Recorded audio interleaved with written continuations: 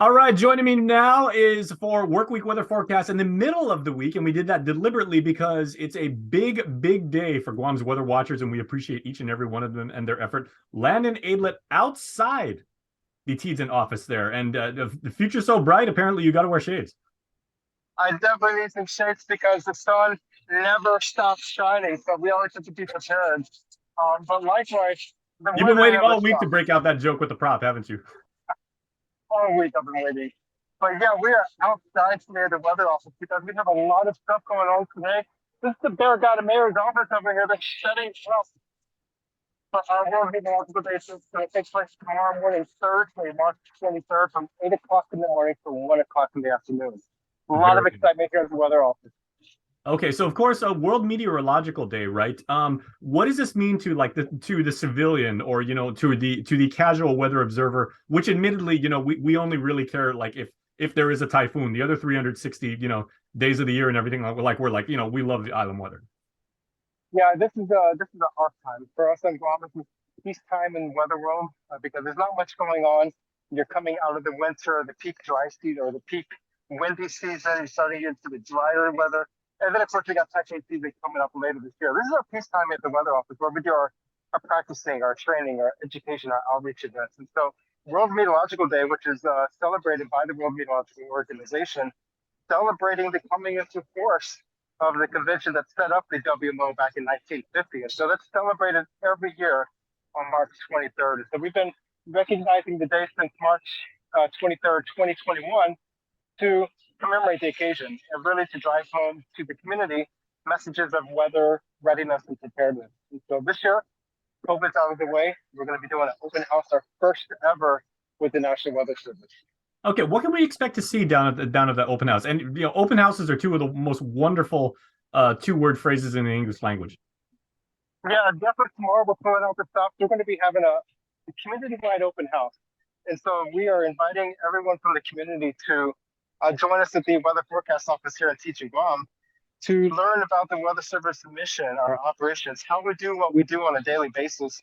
But these canopies right here, we're going to have 14 partner agencies from across Guam. That includes our territorial partners, our federal partners, DOD, and then other civilian agencies that will be on site with us to demonstrate their role in the weather, the climate, the environment, and emergency management and preparedness.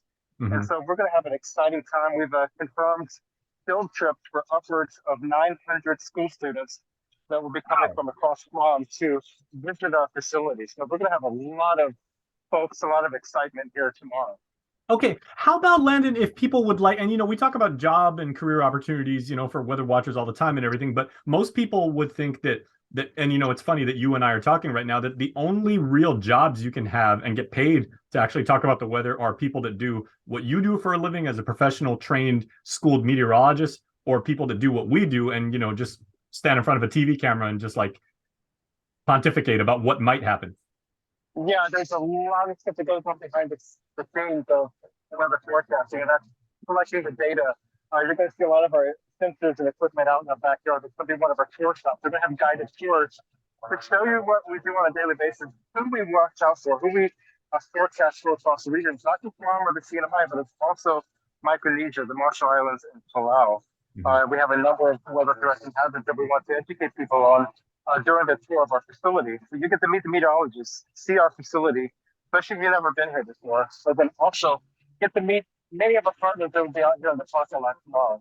There's such a culminating process, and the world of weather preparedness and readiness, it's a culminating effort that we have to feature the media, you all at KUAM and all of our other media partners, as well as the emergency managers, Homeland Security. It takes a village to promote weather readiness. And so when that typhoon strikes, it might be this year, it might be next year. We have to be ready to go. Absolutely. Okay. And now I'm going to actually ask you to, eat your own dog food, as they say, right? Because obviously you more than anybody want really, really pristine weather to be over the next couple of days because you guys will be doing so many things. And, shout out to all of those hard workers from the Barragata Mayor's office. They're setting up like those tarps. I've set up many of those kind of tarps. So you're bringing back some good memories. But what do you expect as far as the weather for the next couple of days as you guys do your outreach? We are hoping it's going to be sunny and much more The only problem, it should be dry That tomorrow. sounded very scientific, by the way. We have a couple showers passing through, but it's otherwise that surface trough that was given us showers last couple of days. That's now pushing through. So conditions should dry up today, but we're watching an area of stronger winds that's sitting just east of Guam and the CNMI this morning.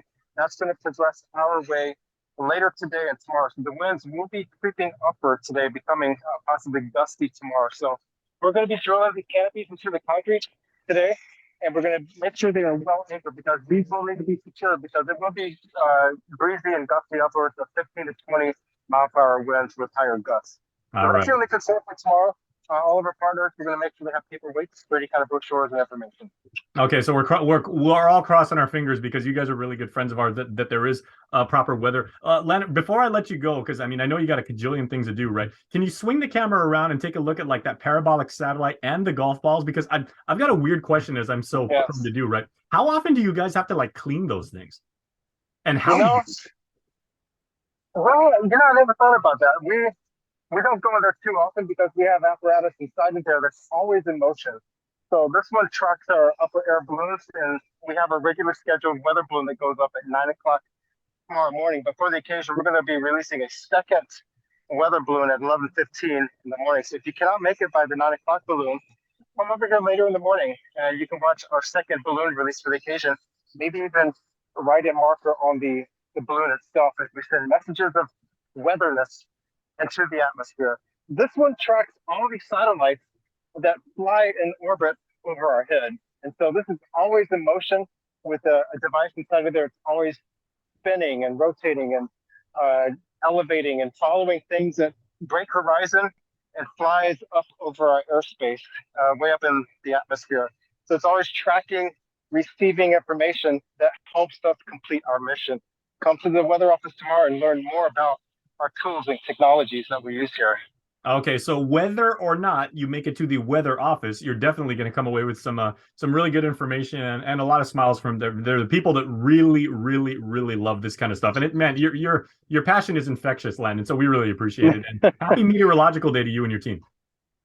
Thank you very much, and we hope to see everyone here tomorrow. It's going to be fun, exciting, and we just can't wait to see everybody's faces. Who needs to go to Disneyland when you've got the NWS on island? See you all tomorrow. All right, thanks so much, buddy. We'll see you then. Bye-bye.